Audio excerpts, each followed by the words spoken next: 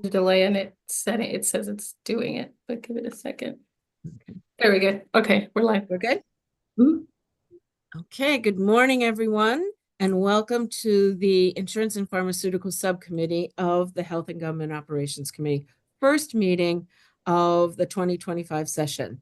While we only have one bill on the agenda today, please know that in the future there will be more bills on the agenda. So we understand that there are a number of insurance bills that are recently being dropped. So please be prepared to be here on Tuesday mornings, usually at 11 o'clock. But when session runs a little bit longer, it'll be after session. So I just want folks to know the sequence of the meeting. I'll introduce a bill. I'm going to ask our counsel, our wonderful counsel, Lisa Simpson, to describe what the bill does for us. And then I'm going to ask the sponsor to provide any remarks that they would like to provide. I will ask for questions from the committee members first, and then others who are in attendance. The folks who are here on the Zoom live are folks who were involved in the hearing on the bill, or who have a particular relationship or information that's important to the bill. So, for example, we will see often someone from the Maryland Insurance Administration. We often see someone from the Maryland Health Benefit Exchange who have been asked to come to provide information for us. Anyone who is on the Zoom, we are asking that you use the raise hand function to ask questions or make a comment. Please stay on mute if you are not called upon when you're asked, if you're asking a question. And I just want to remind folks, this is a place for us to have discussions about the bill where we can talk about concerns, we can, look for options and opportunities to make it better, and then ultimately decide its disposition for the whole committee.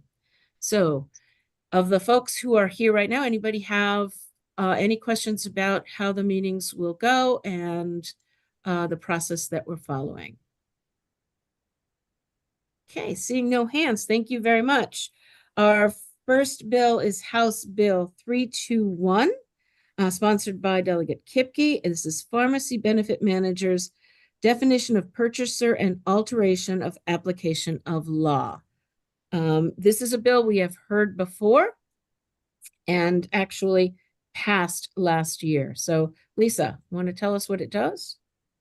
Sure. Under certain provisions of law governing pharmacy benefit managers, they apply only to PBMs that provide pharmacy benefit management services on behalf of a carrier.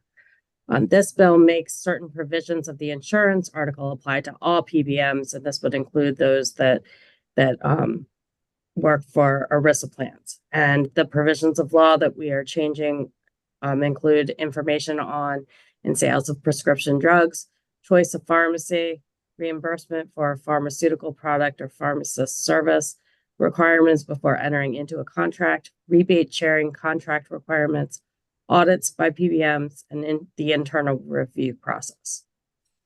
Thank you, Lisa. Delegate Kipke. Thank you, Madam Chair. This bill is the same bill that we passed last year. It is a small but meaningful step towards expanding our existing laws as it relates to regulating pharmacy benefit managers. And I appreciate your support in the past. Thank you. Thank you, Delegate. Jamie Sexton from the MIA, I'm going to pick on you and ask you, has the MIA reviewed this bill and it follows, it meets all our requirements for constitutionality? Okay. We have, Madam Chair. We appreciate the sponsors' willingness to work with us on incorporating the amendment that we had suggested last year. And we see that that was incorporated into this year's draft, and that was the removal of the provision regarding 15, 16, 13. And so we really appreciated that, and we are comfortable. Okay, great. Now, there was an amendment that was also sent out with your packet for today, I think, that you probably just saw this morning. I think that was from Kaylee Locklear, right? Kaylee, can you tell us what your amendment does? Sure. And in short, so if everybody, it's on page 6 of that packet for everyone, beginning on line 1920. So this has to do with anti-steering, first of all. So it's about patient choice, which is something we've talked a lot about. And secondly, it gets to reimbursement for ingredient cost and dispensing fees for specialty drugs, something that we spoke about in committee in reference to that FTC report and the honestly obscene markup that is going on with regard to specialty drugs in that marketplace. And I'm glad today to share with you some Maryland specific numbers around that I didn't have before if the subcommittee is interested. Sure, if you can do it briefly, Kaylee. Well, so very briefly, just I'll give you one example because I think it's one of the most important. There is a drug that is used to treat chronic leukemia in children. And MCOs are spending $1,400 per prescription for this drug's tablets. And that might seem reasonable, but the underlying cost for this drug, as measured by the National Average Drug Acquisition Cost, so NADAC, we refer to that a lot, is just $32 per prescription. And that's not the theoretical cost of medication. I'll point you toward what Mark Cuban is out there doing with his Cost Plus drug company. They will sell you that exact same drug for $21 and $5 in shipping. And that's the discount that they offer. So it's overpayments like this kids' blood cancer drug that we are paying more than $1,300 more than the acquisition cost that are leading people to struggle to afford to pay their medications. And the impact on pharmacy and non-reimbursement, again, is resulting in losses in pharmacy in your communities. Thank you, Kaylee. That was a great explanation. Are there comments or questions about this amendment? Okay, I don't see any, and so I'm going to make a comment. I fully support the intent of this amendment, but I have come to recognize that particularly the specialty drug arena of pharmaceutical cost is a very complicated one. And I'm reminded of the fact that one of our previous chairs in HGO took several years to get to where we were in a compromise of what specialty drugs are and how they're and not how they're reimbursed necessarily, but how they're defined.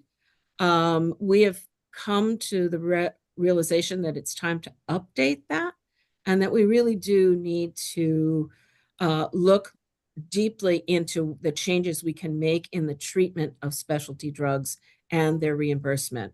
So what I'd like to ask, Kaylee, if you would be open to some study language that says that during the intersession, we will study the impact of the FTC report that you're talking about will be part of that study, but it is an area that I am very interested in and would like to pursue, but I am afraid that actually changing the language in this bill will compromise its ability to be passed in the Senate, where we're going to need to work hard to get it passed over there.